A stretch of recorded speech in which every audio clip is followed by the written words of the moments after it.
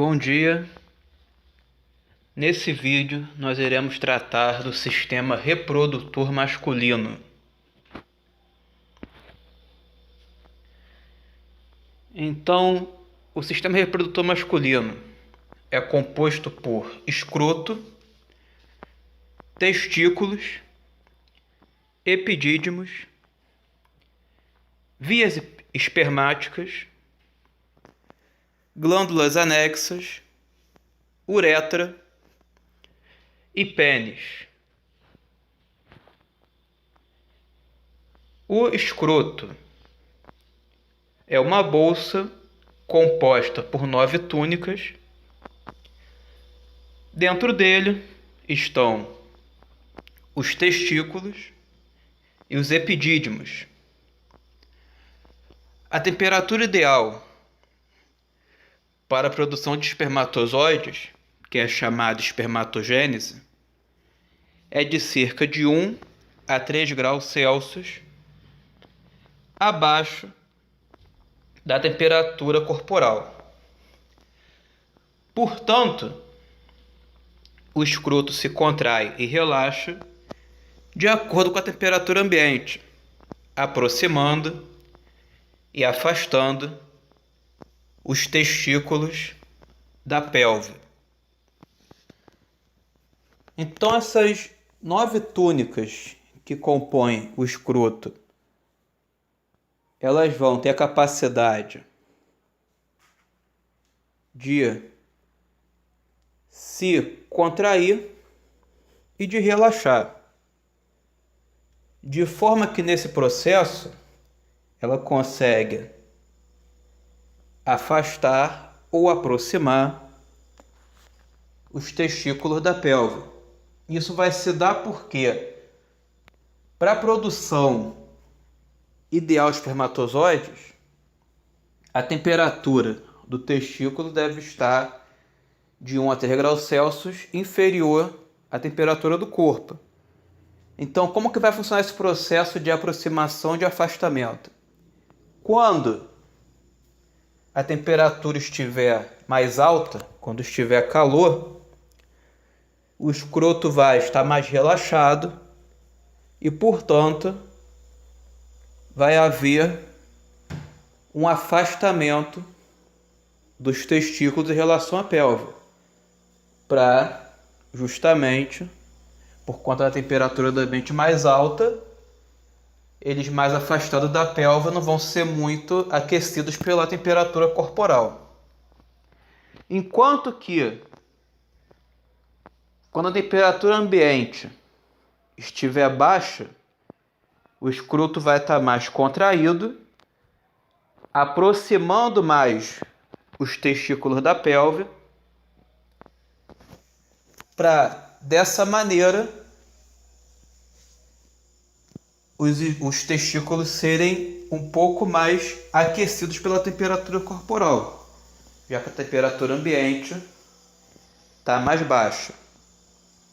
Então, essa capacidade de relaxar e contrair do escroto vai ser importante para que se produzam espermatozoides saudáveis.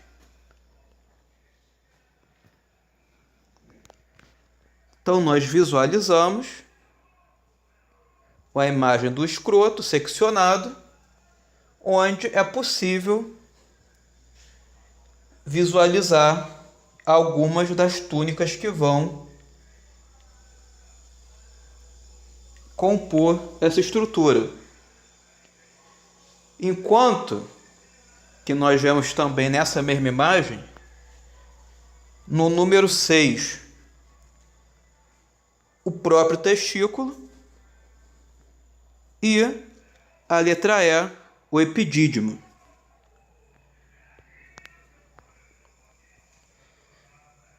Os testículos são as gônadas masculinas. Elas produzem espermatozoides e hormônios, sendo que o principal hormônio que os testículos vão produzir vai ser a testosterona, que é o hormônio mais importante na aquisição e manutenção das características masculinas.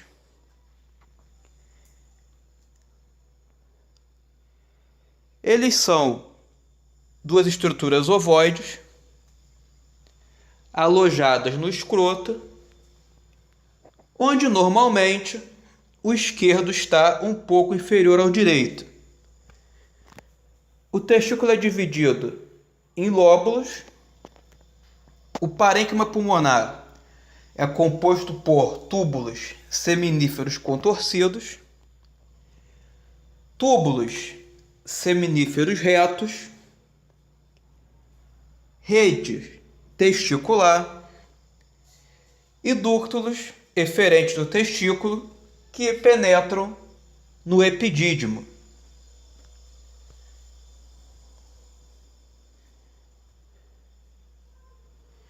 Os testículos são formados na cavidade abdominal durante o desenvolvimento fetal e descem na direção do escroto para ocupá-lo definitivamente, o que ocorre em geral até o 8º mês de gestação.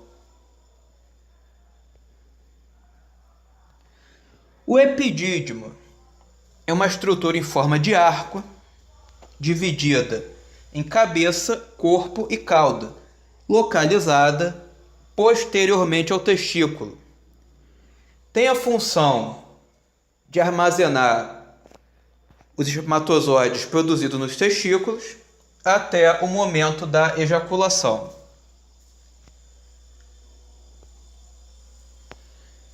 Então nós observamos nessa imagem um testículo e um epidídimo.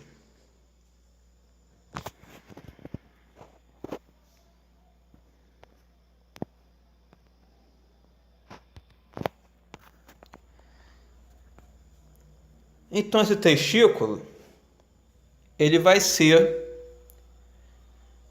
todo dividido em lóbulos. Então nós podemos ver os lóbulos que vão formar esse testículo.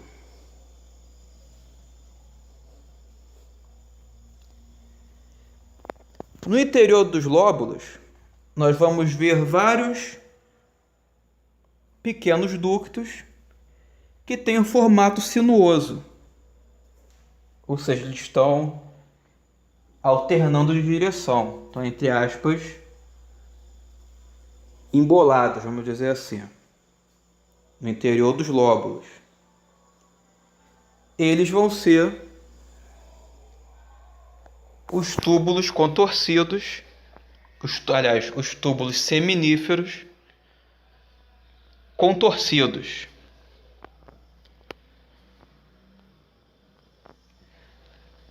No final do lóbulo, você vai ter em cada um deles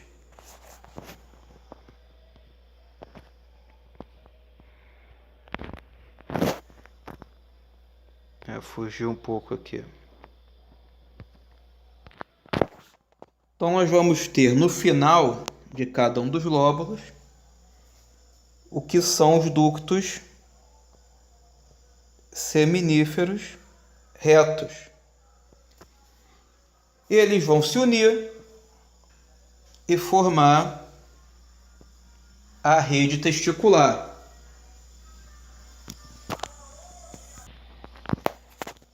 E da rede testicular vão sair os ductos eferentes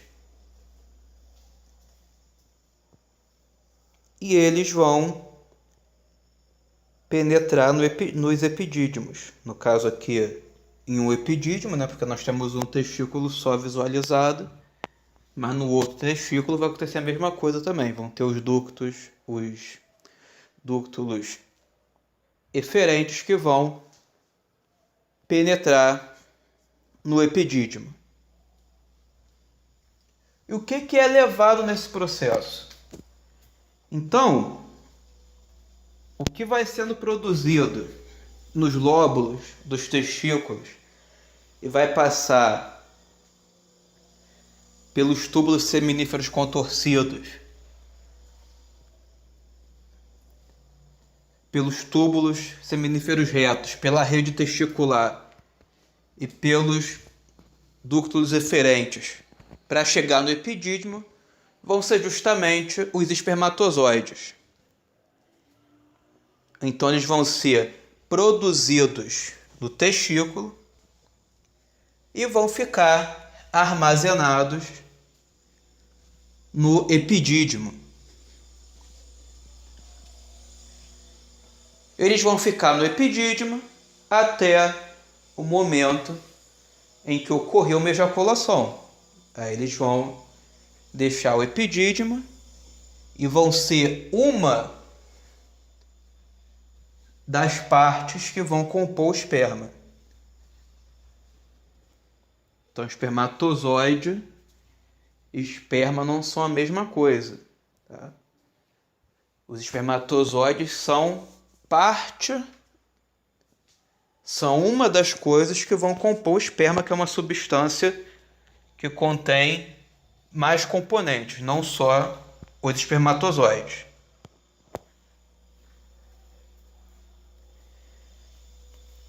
E para fechar nessa imagem, nós temos o epidídimo.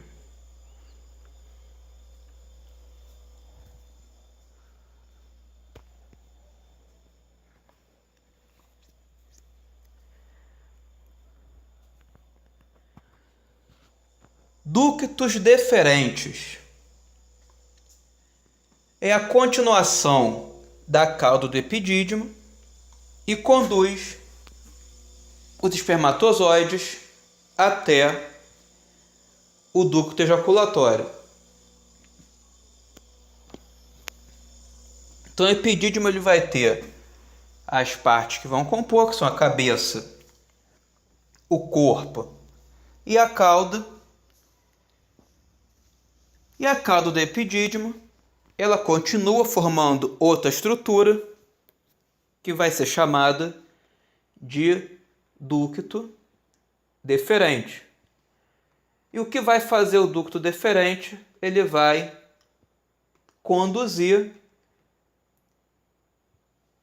os espermatozoides que estão ali armazenados no epidídimo até o ducto ejaculatório para realização de mais uma etapa da ejaculação. Então essa vai ser uma das etapas.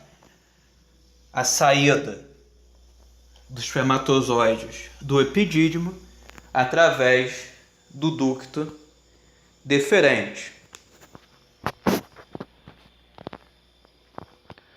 Ducto ejaculatório é formado pela junção do ducto deferente com o ducto da vesícula seminal.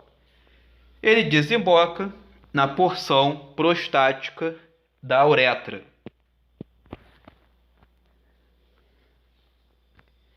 E a uretra, no homem, é uma estrutura comum ao sistema reprodutor e urinário. Se divide em prostática, membranosa e esponjosa, como já foi visto lá também na aula do sistema urinário. Então nós temos uma imagem aqui onde é dado destaque principalmente ao ducto deferente e faz um gancho também com o ducto ejaculatório. Então nós podemos ver que o ducto deferente é uma estrutura relativamente extensa.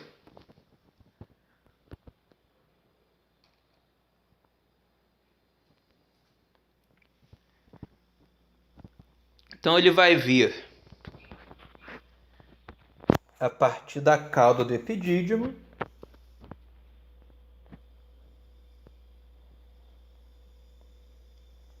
ele vai passar pelo canal inguinal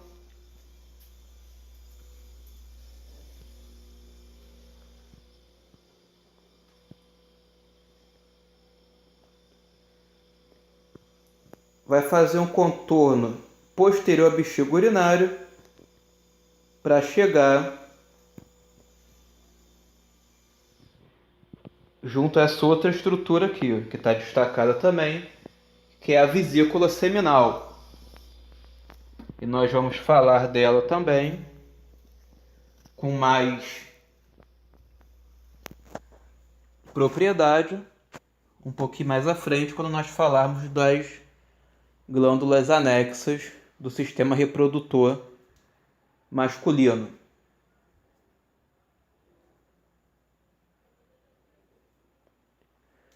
Então, a vesícula seminal, ela vai ter um ducto também, por onde ela vai secretar a sua substância. E esse ducto se une ao ducto deferente e vai penetrar na próstata e chegar na uretra prostática.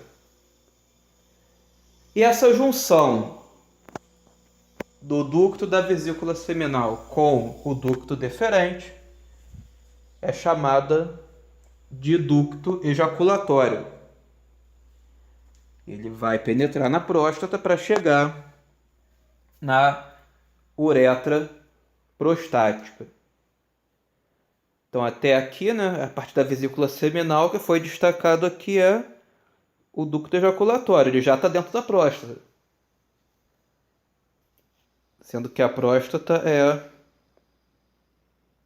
essa região. Aqui ficou um pouquinho fora o contorno, mas acho que dá para visualizar, né? E a próstata, que também é uma das glândulas anexas, tem uma importância também na formação do esperma, mas nós vamos falar nessa parte aqui específica da uretra prostática, que é a região da uretra que vai passar no interior da próstata.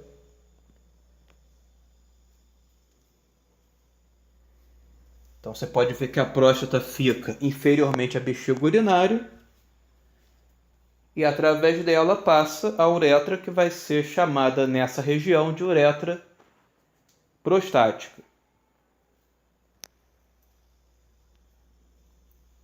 O segundo segmento da uretra masculina é a uretra membranosa, que é a menor parte dela, é bem pequeno, que é a região da uretra que passa pela musculatura do assoalho pélvico. E a porção seguinte, que é a maior delas, é a uretra esponjosa, que é a parte que vai passar pelo corpo esponjoso do pênis. Por isso, uretra esponjosa, que por conta disso, né, passar pelo corpo esponjoso do pênis, pode ser também chamada de uretra peniana.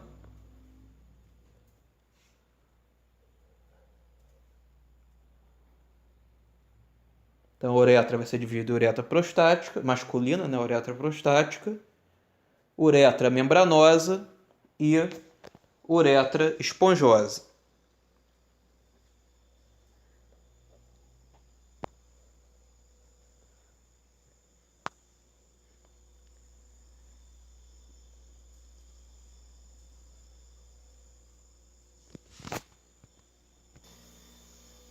Glândulas anexas do sistema reprodutor masculino possuem a função de facilitar a progressão dos espermatozoides nas vias espermáticas. São elas a próstata, as vesículas seminais e as glândulas bulbo-uretrais.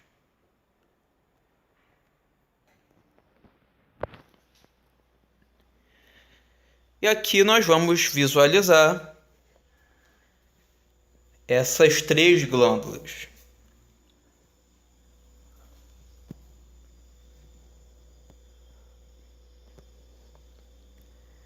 Vou dar um aumento aqui. Então vamos lá.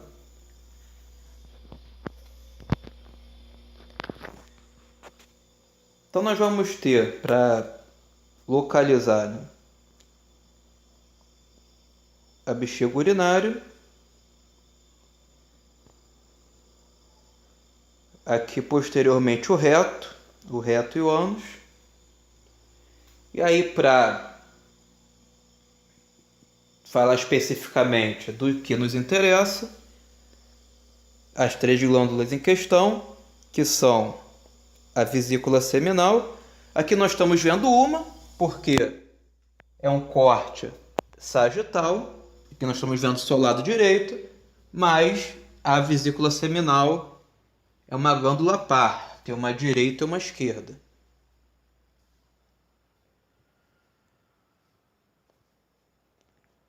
Vamos ter também a próstata e essa menorzinha aqui, que é a glândula bulbo-uretral.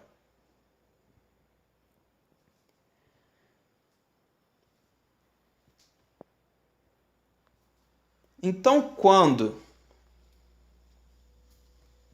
os espermatozoides vêm lá do epidídimo, através do ducto deferente, eles são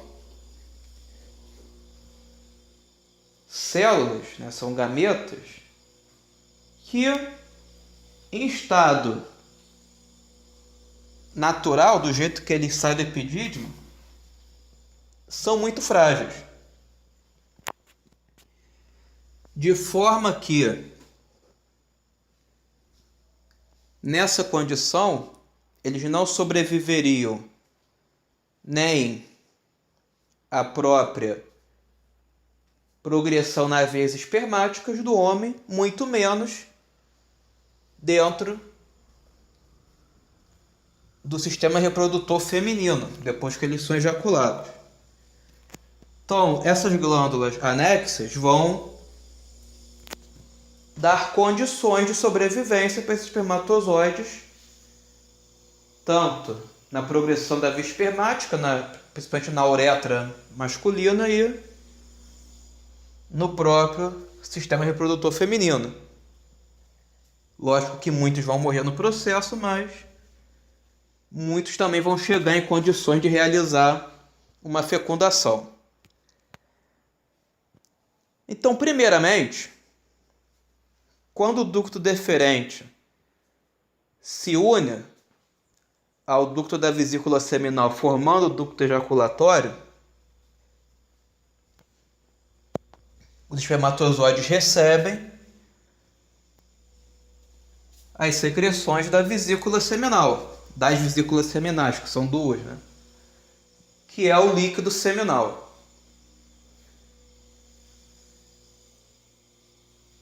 E é uma questão, assim, um detalhezinho com relação às vesículas seminais, é que o termo anatômico vesícula, ele faz referência a uma estrutura de armazenamento.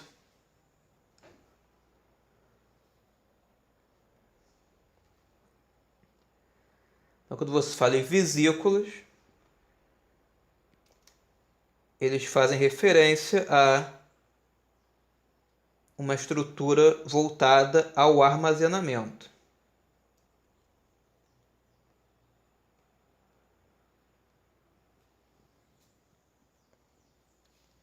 Só que nesse caso aqui, as vesículas seminais, apesar de terem esse nome, elas não são vesículas, elas são glândulas. Diferente do sistema digestório, onde a vesícula biliar ela armazena a bile que o fígado produz, as vesículas seminais não são estruturas de armazenamento, e sim de produção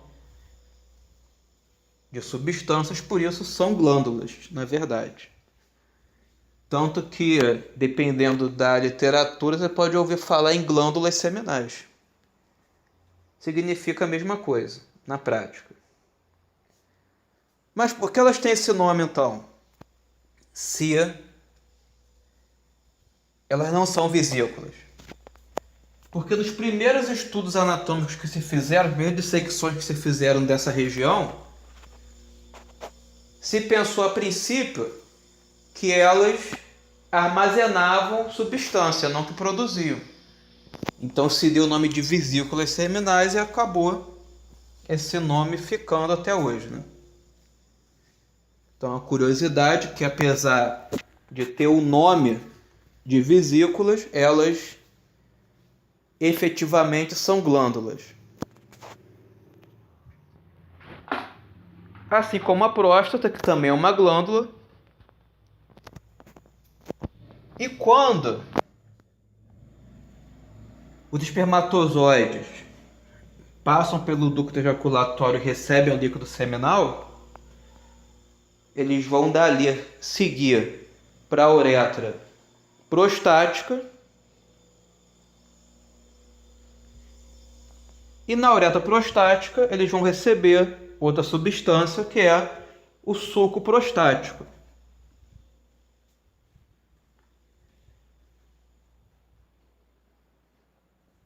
Então vão ter mais um conteúdo adicional para formar o esperma.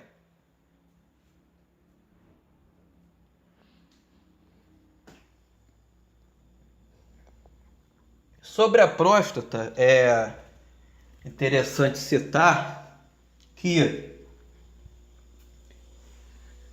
como a uretra passa internamente a ela,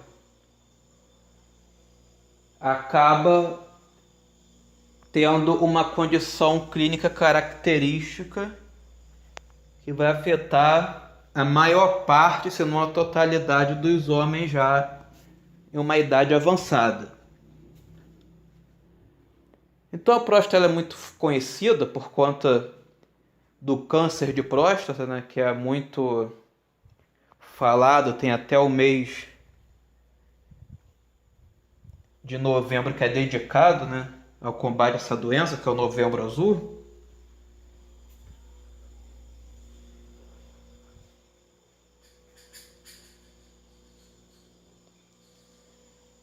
E o câncer de próstata, ele é de fato uma doença que mata muitos homens. E ele está muito relacionado ao avanço da idade.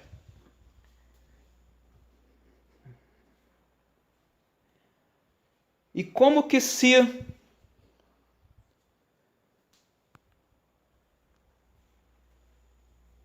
detecta a presença do câncer de próstata? Vai ter duas maneiras. No exame de sangue, através do hormônio PSA, que é produzido pela próstata, quando ele apresenta no exame de sangue níveis alterados, é um fator indicativo de suspeita. E a outra forma é através do exame de toque retal. Então nós podemos observar aqui nas demarcações que a próstata ela está muito perto do reto. Então quando o médico introduz o dedo no reto, ele é capaz de fazer uma palpação da próstata e pela avaliação tátil dela, ele pode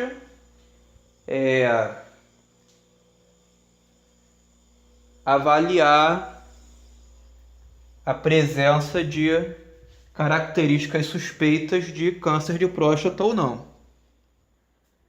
Então, por isso que se recomenda o exame de toque retal para os homens a partir de 45, 50 anos.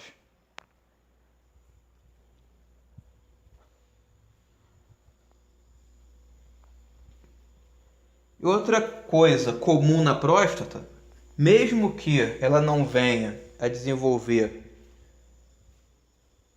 uma tumoração maligna, um câncer, né, uma neoplasia,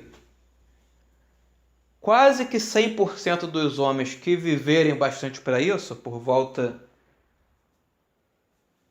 de 60, 70, 80 anos, vão ter uma hiperplasia benigna da próstata. O que seria essa hiperplasia benigna da próstata? Uma hiperplasia é quando você tem uma multiplicação celular de um determinado tecido, mas sem malignidade, ou seja, não são células cancerígenas, mas são células que estão aumentando de quantidade numa certa região. E que problema isso traz? O problema é que quando isso ocorre, a próstata começa a crescer. Mesmo não sendo células com malignidade, não vão resultar em um câncer, você vai ter o inconveniente de, com o decorrer do crescimento da próstata, como a uretra está localizada parcialmente dentro dela, a uretra prostática vai começar a ter uma redução da luz interna, vai começar a ficar mais estreita. E com isso vem uma dificuldade maior em urinar, porque o estreitamento da uretra dificulta a passagem da urina. Então é por isso que alguns homens já de idade avançada eventualmente podem demorar muito para conseguir urinar. Provavelmente é por conta desse crescimento da próstata que já está em processo.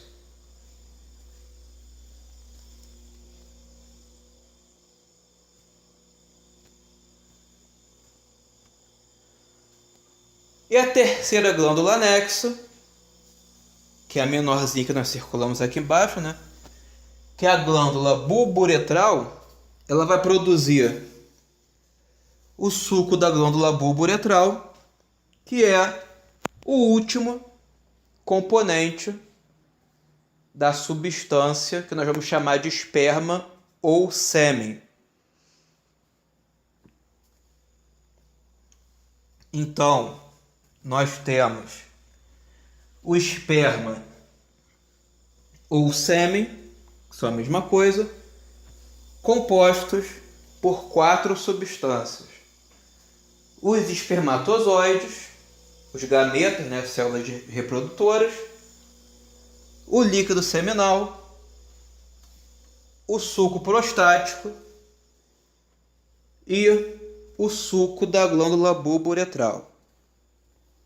São os componentes do esperma.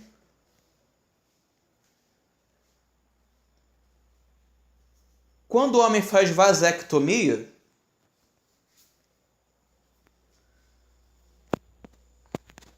o que é a vasectomia? É uma cirurgia de esterilização do homem. Isso é feito de que forma? Com uma secção, com um corte no ducto deferente. Então, se você corta o ducto deferente, os espermatozoides não vão conseguir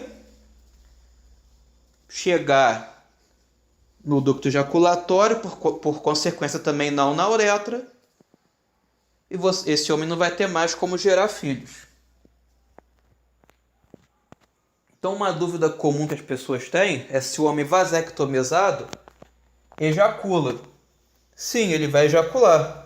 Só que essa ejaculação dele vai ser composta pelo líquido seminal, pelo suco prostático e pelo suco da glândula bulbo-uretral. Quem não vai estar presente ali são os espermatozoides. Então ele vai ter uma ejaculação, mas esse sêmen que ele ejacula não tem gametos, portanto não é capaz de realizar uma fecundação. Mas a ejaculação, o conteúdo, né, que ele vai eliminar nesse processo vai existir, só que sem as células ele não vai ser capaz de reproduzir.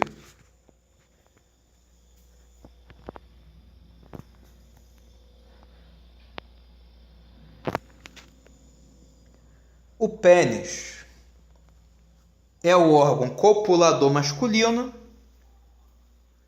é dividido em raiz, corpo e glande. A raiz do pênis é composta por 2 ramos, superiormente, e por um bulbo, inferiormente. O corpo do pênis é composto por 2 corpos cavernosos superiormente e um corpo esponjoso inferiormente.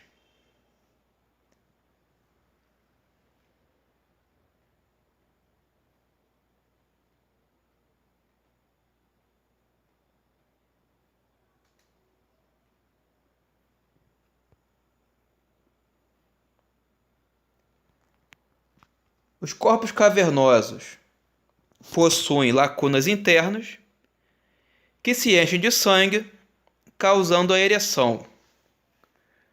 O corpo esponjoso possui a dilatação na extremidade do pênis chamada de glande. No estado flácido do pênis, a glande está recoberta pelo prepúcio, que se fixa através do frênulo ou freio do pênis.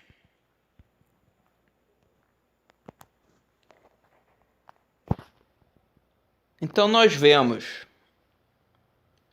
nessa imagem um corte na raiz do pênis. Então nós estamos vendo justamente as estruturas que vão compor essa raiz. Superiormente nós temos 2 ramos que vão originar os 2 corpos cavernosos do pênis. Inferiormente nós temos um corpo esponjoso que vai originar...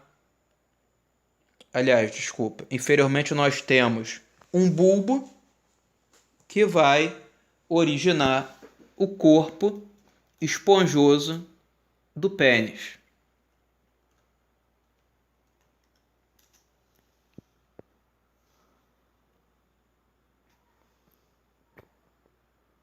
Então, na imagem aqui nós vamos visualizar um corte sagital, onde nós podemos ver a raiz, tanto a raiz como o corpo do pênis.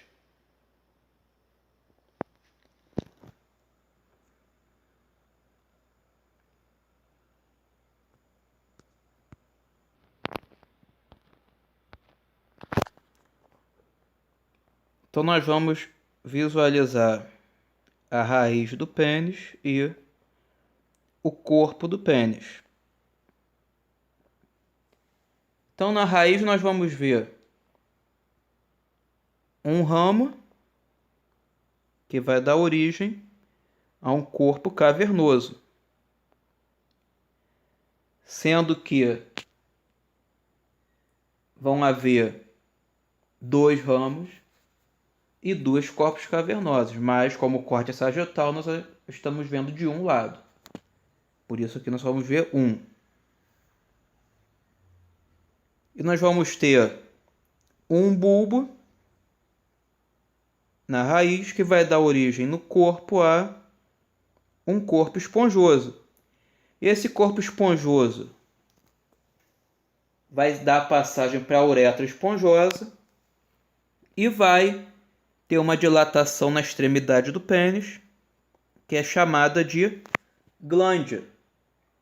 Então, a coisa importante, anatomicamente falando, é saber que o pênis não tem cabeça. A extremidade do pênis é chamada de glande.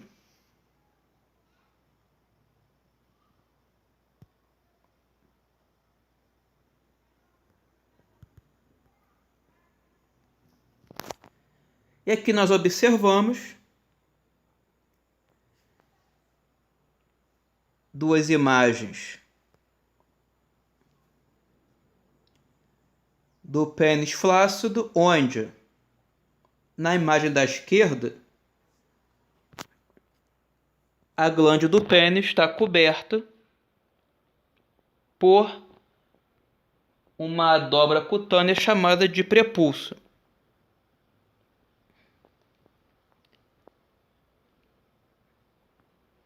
Que vai recobrir a glande do pênis em estado flácido, e com o pênis ereto, a glande fica exposta.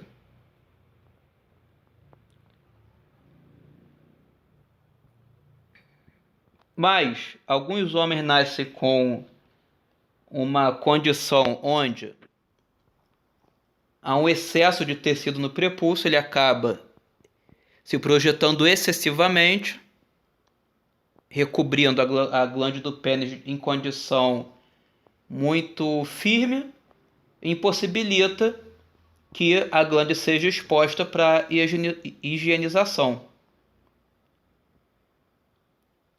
Isso pode causar alguns problemas de saúde importantes, inclusive até mesmo câncer de pênis pode se originar de uma higienização mal feita ou da ausência dela. Então, quando isso acontece, isso já com o menino ainda, né, quando é criança já se observa isso, e essa condição é popularmente chamada de fimose, é feita uma cirurgia que remove o prepúcio da glande do pênis e deixa a glande exposta permanentemente, que é o caso que nós estamos vendo na figura à direita. Isso também pode ser feito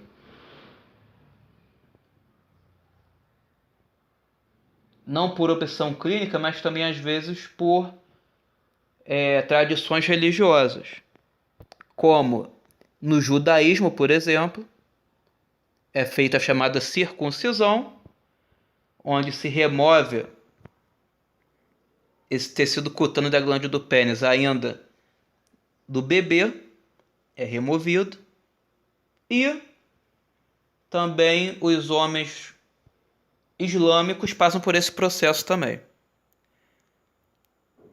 E aí não por questões clínicas, mas por questões religiosas. Mas se realiza esse procedimento sem que haja a necessidade clínica, causa algum prejuízo? Não, nenhum. Pelo contrário, até facilita a higienização do pênis. Então, para esse homem que foi circuncisado, isso acaba sendo uma vantagem, vamos dizer assim, em redução de risco de patologias causadas por acúmulo de secreção entre o prepúcio e a glande.